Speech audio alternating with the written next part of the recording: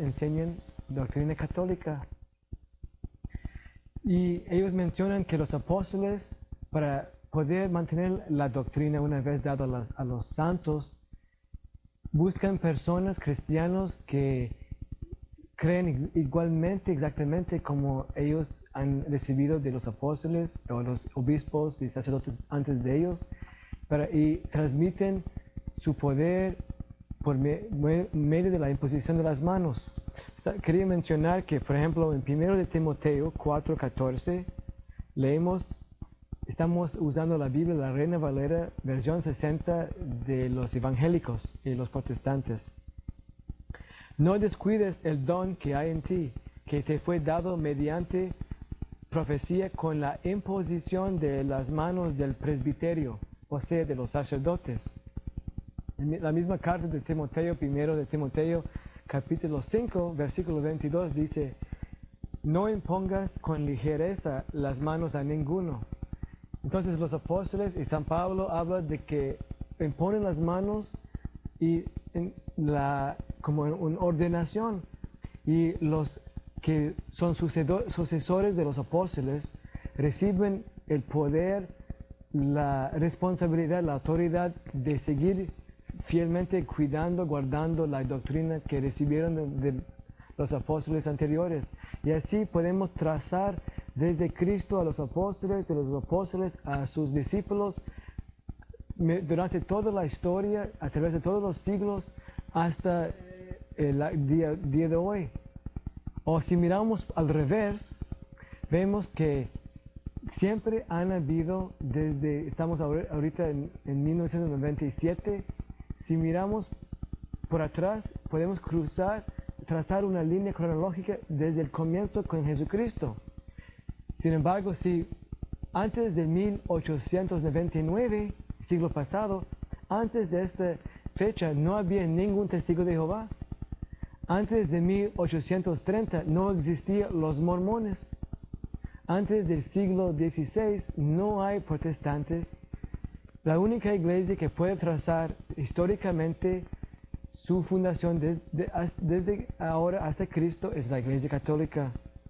Entonces, los apóstoles levantan, hacen la regla de la sucesión apostólica para que asegurar que la enseñanza que recibieron de Cristo sean fielmente transmitidos a través de los siglos. Jesucristo había dicho: yo levantaré mi iglesia sobre la piedra, y hemos mencionado que Jesús habla de una sola iglesia, y sobre esta piedra construiré mi iglesia, no mis iglesias. Jesús no dice: bueno, Pedro, tú comienzas los católicos, Tomás, ¿por qué no los bautistas, San Juan, los presbiterianos, voluntarios para las asambleas de Dios? No, Jesús habla de una sola iglesia, y vimos que esta iglesia tiene que ser una iglesia visible para, como dice en Mateo 18:18, cuando hay problemas, ir a esta iglesia. Mencionamos entonces a San Pedro y Mateo 16:18, cuando Jesús dice: y sobre esta piedra, levantaré mi iglesia. Queremos mirar esta cita un poquito más para saber qué está haciendo Jesús. De hecho, estas citas bíblicas de Mateo 16, de 13 a 19, es quizás una de las citas más importantes en cuanto a la confirmación, las pruebas que la Iglesia Católica es la iglesia que Cristo fundó. Y es la cita que más se han derramado, se han escrito. Yo tengo unos 115 libros anticatólicos que siempre tratan de manipular este texto porque no quieren admitir que Pedro es la piedra. Entonces, generalmente lo que dicen es que Jesucristo es la roca, la piedra, y que San Pedro no es la piedra sobre la cual Jesús levanta su iglesia. Miramos un poquito más acerca de esta cita. Dice que Jesús, viniendo a la región de Cesarea de Filipo, hay un lugar en el norte donde Jesús anda con sus apóstoles, y se llama Cesarea de Filipo, un lugar donde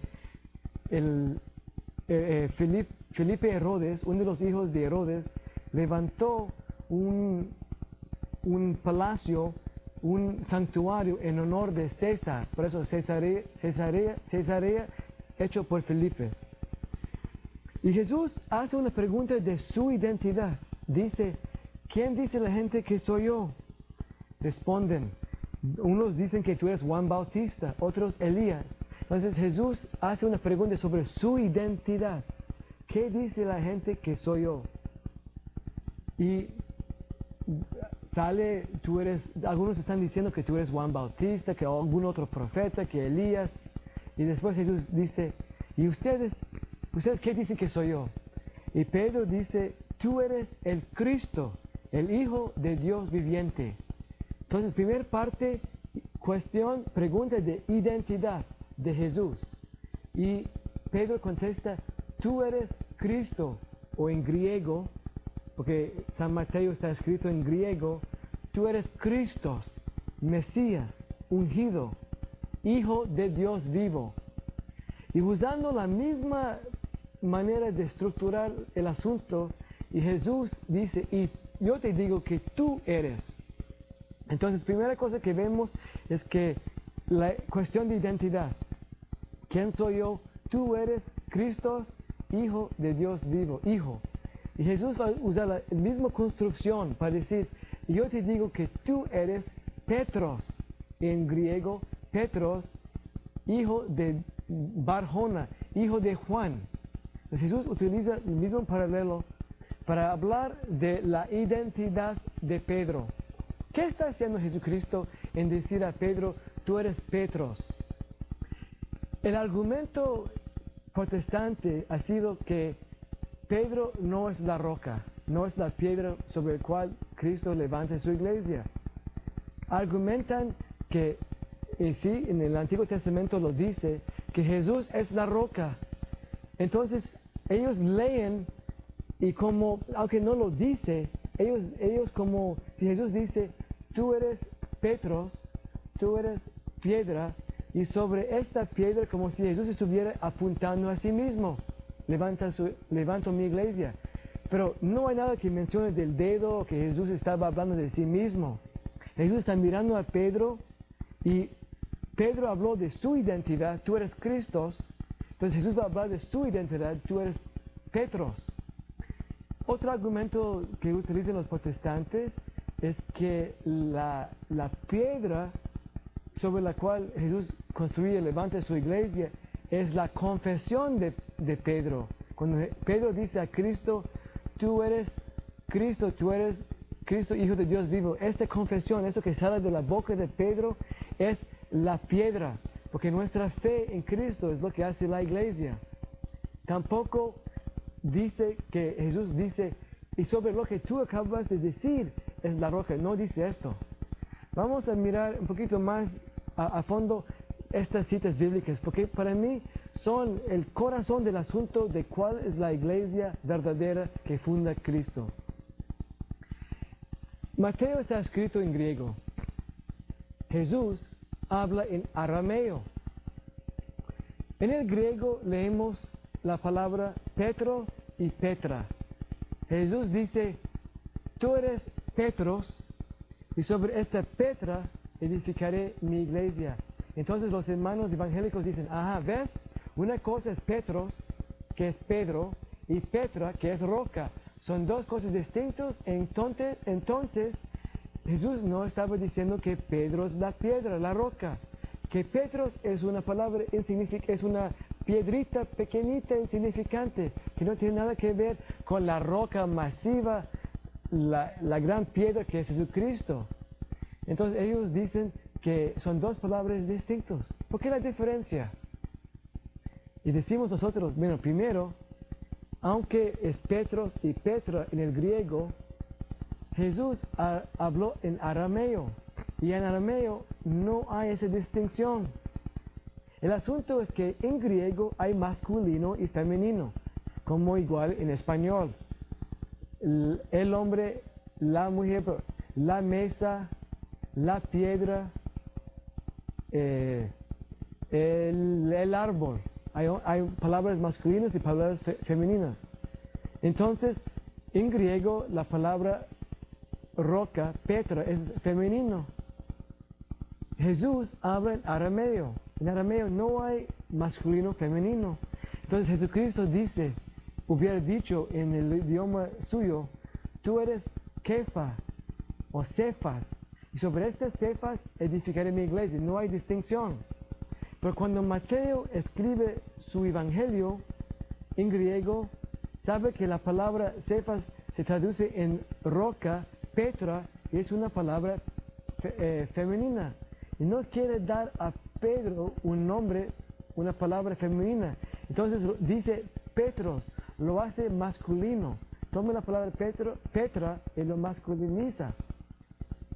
Y el asunto principal, y cuando yo estoy dialogando con hermanos separados, y son muchos que ya se han hecho católicos, hasta docenas y docenas de protestantes evangélicos que se han hecho católicos, hasta una congregación entera de evangélicos ya son católicos. Y yo les digo, si Jesús no quiso que Pedro sea la piedra, ¿por qué cambiar su nombre? Lo que vemos es que Jesús está siguiendo un esquema bíblico que encontramos en el Antiguo Testamento. En el Antiguo Testamento vemos que hay un hombre que se llama Abraham. Abraham, en Génesis 17. Y Dios cambia su nombre a Abraham. ¿Qué quiere decir Abraham?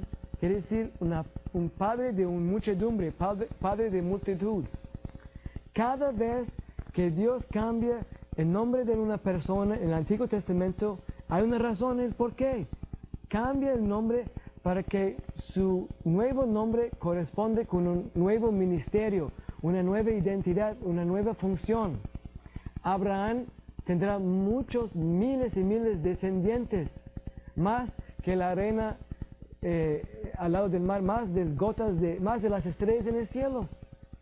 Abraham sería un padre de una muchedumbre de millones de descendientes. Entonces, Dios cambiaría su nombre de Abraham a Abraham. Así, su nuevo nombre, que quiere decir Abraham, quiere decir padre de muchedumbre, correspondería con su nueva identidad. Podemos recordar otros cambios de nombre. Sarai, Sara. Sara quiere decir princesa. Y desde uno de los descendientes de Sara sería los reyes de Israel, el rey David.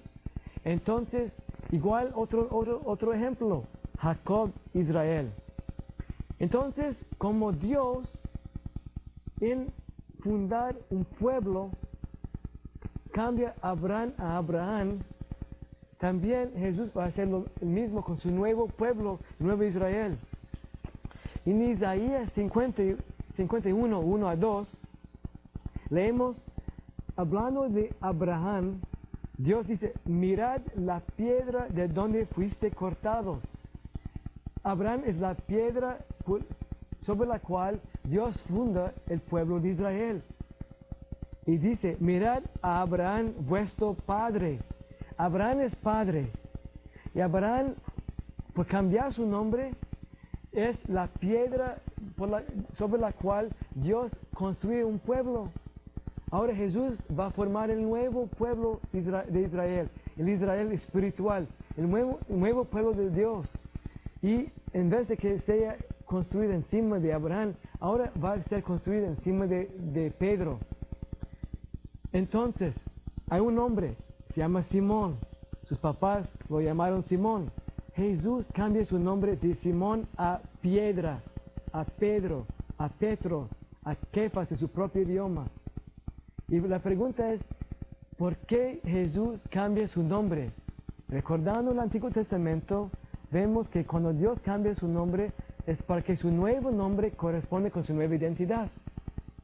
Una vez estaba yo hablando con un bautista y le pregunté, ¿por qué Jesús cambió su nombre de Simón a Pedro, piedra? Y él me dijo, es que Pedro cambió su nombre, pero también cambió su nombre, me contestó, es porque Pedro cambió su vida. Yo le dije, igual cambió su vida Santiago, Mateo, Juan. Sin embargo, Dios, Jesucristo, no cambia el nombre de ellos, pero sí cambió el nombre de Simón. Y además, si cambió su nombre porque cambió su vida nomás, ¿por qué no darle un otro nombre? ¿Por qué no decir David o Juan o Marcos? ¿Por qué darle un nombre de una cosa, una piedra?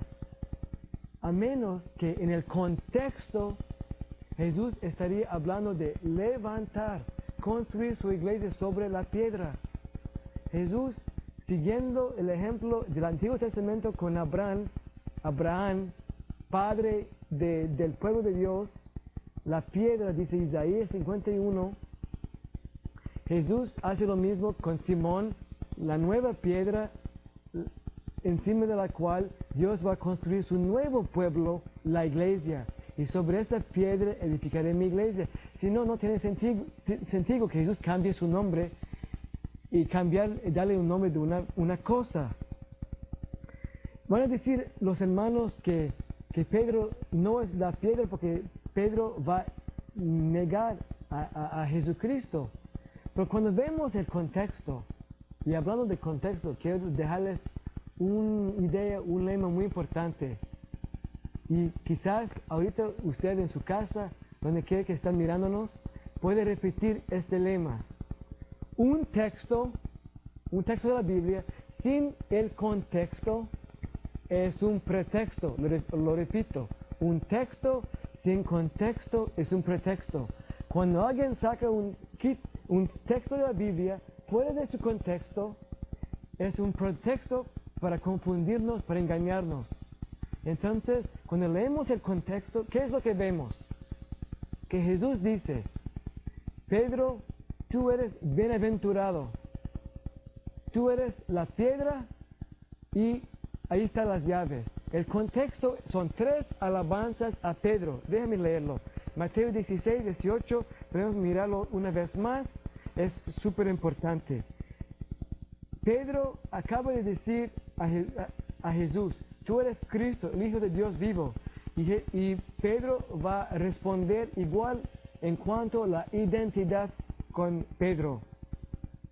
Entonces le respondió Jesús, bienaventurado eres Simón, hijo de Jonás. ¿Recuerda? Pedro dice a Jesús, tú eres Cristo, Hijo del Dios viviente. Y Jesús, utilizando la misma, como paralelo, dice, y tú, Simón, hijo de Jonás, hijo de Juan, porque no te lo reveló carne ni sangre, sino mi Padre que está en los cielos. Entonces Jesús está levantando a Pedro, diciendo, Pedro, tú eres bienaventurado, tú eres feliz. Eso es lo que estás diciendo, no, tú no lo inventaste. Eso fue revelación del Padre. Carne ni hueso te dijo esto, no viene de los hombres. Esto viene de ti, del Padre que te reveló. Entonces Jesús está alabando a Pedro. Y yo te digo también que tú eres Pedro. Yo sobre esta roca edificaré mi iglesia. Y las puertas del infierno no prevalecerán contra ella. Entonces, después de levantar a Pedro y decir, bienaventurado tú, Pedro, dice, y tú eres la roca. Y después, en versículo 19 dice, y a ti te daré las llaves del reino. Otra manera de levantar a Pedro, a ti te doy las llaves del reino. Ahora, no tiene sentido que Jesús dice, tú eres bienaventurado, Pedro, porque tú recibiste una revelación que no viene del mundo, no viene de carne y hueso, sino mi Padre mismo te dio esta revelación. Sin embargo, tú eres una piedrita insignificante, pero te doy las llaves del reino. Se contradice si esto es la interpretación. No, el contexto mismo dice, tú eres bienaventurado, tú eres la piedra sobre la cual edifico mi iglesia, ahí están las llaves. Porque al fin y al cabo, repito, el corazón del asunto, si Pedro no es la piedra, y el contexto se habla de levantar la iglesia, ¿por qué Jesús cambió su nombre a una cosa, una piedra, una roca? ¿Por qué? Porque sobre esta roca se edifican iglesias. Vemos muchas iglesias, muchos templos, donde ya están construidos piedra sobre piedra. Jesús sería la piedra angular, la piedra invisible, y Pedro sería la piedra fundamental, una piedra diferente, la piedra visible, sobre la cual Jesús edifica su iglesia. Su iglesia es singular. No es el asunto de que si Pedro es más inteligente, si Pedro es más guapo, más fuerte, si Pedro habla más o habla menos. Es el asunto de Jesucristo. Si Jesucristo decide que será Pedro, es asunto de Cristo, no es asunto de cómo es Pedro. Jesús hace la decisión, Jesús decide, y entonces si es Jesús que levante su iglesia sobre Pedro. Jesús está cumpliendo una profecía en Amos. En Amos 9:11, el profeta Amos, se habla de que un día Dios va a levantar de nuevo, va a construir su casa. Y la iglesia ahora, la casa de David, está reconstruyendo, levantándose sobre Pedro, como en el Antiguo Testamento estaba levantando sobre Abraham. Ahora Jesús está formando un nuevo pueblo. Hay más cosas que se pueden mencionar en cuanto a levantar la casa sobre Pedro. Pero queremos solamente mencionar una cosa, y en la siguiente charla hablaremos de las llaves. ¿Cuáles son estas llaves? Llaves que Jesús da a Pedro.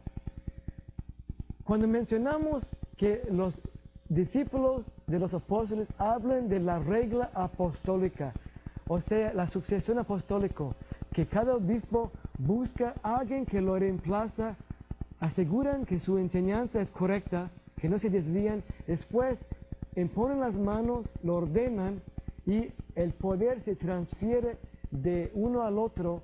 Al nuevo obispo ya es obispo, ya tiene la autoridad y la responsabilidad de seguir fielmente la enseñanza de Jesús. Vemos esto con Pedro mismo en Hechos 1:15. Después de que Jesús subió al cielo, antes de Pentecostés, Pedro se levanta y frente a todos dice: hermanos, vamos a reemplazar a Judas. Judas se suicidó, vamos a reemplazarlo. Y todo el mundo respeta la autoridad de Pedro. Ellos nos dicen: no, Pedro, no podemos hacer esto. Jesús no está aquí para escogernos, fue Él que nos escogió. Ellos reconocen la autoridad de Pedro. Pedro se levanta, dice: vamos a Judas. Y hacen oración y escogen a Matías. Y imponen las manos, y de ahora en adelante Matías es otro apóstol, reemplazando a Judas, siendo ahora 12 apóstoles. Otra vez, como vemos en el libro de Apocalipsis, se habla de la nueva Jerusalén fundada sobre los 12 apóstoles. Entonces, en imponer las manos encima de Matías, ahora Matías recibe toda la autoridad, todo el poder, toda la responsabilidad que Jesús había dado a los apóstoles. Eso se llama la sucesión apostólica. Podemos ver esto en muchas más cosas en el libro que yo he andado mencionando, y vamos a mencionarlo en cada conferencia, porque no podemos tratar todas las cosas en cuanto a las creencias católicas, que estaríamos en un programa de 50 conferencias y son solamente unos pocos. Pero yo menciono el libro que se llama No todo el que dice Señor, Señor. No todo el que dice Señor, Señor. No basta decir Señor, Señor. No basta creencias, sino el que hace la voluntad del Padre. En este libro se trata de las citas bíblicas que demuestran la voluntad de Jesús de fundar una iglesia sobre Pedro. Que Jesús sigue la esquema del Antiguo Testamento de cambiar el nombre de la persona para poder así su nuevo nombre corresponder con su identidad. Es como si yo digo: hermano, yo tengo un avión, tú vas a ser mi chofer, tú vas a avión. Entonces yo cambio tu nombre de David a piloto, porque tú vas a ser el piloto. O sea, yo digo: necesito yo una silla, un asiento. Entonces tú te llamas Jaime, ahora te voy a llamar Asiento, porque ya tu nuevo función, asiento, va a corresponder con tu nueva identidad, mi asiento. Jesús dice, tú eres Simón, cambia tu nombre a roca, a piedra, porque sobre esta piedra, tu nueva identidad, voy a yo levantar mi iglesia. Eso es la razón por que Jesucristo cambia el nombre de Simón a Pedro. Y en la misma Reina Valera encontramos esto al pie de la página en Juan 1:42, donde vemos que Petro en griego y Cefas, Kefa en arameo son igual. Los dos hablan de piedra, no tienen nada que ver con el tamaño de la roca o nada. Es igual. Kefas, Petros, piedra, roca. Todos indican a que Jesús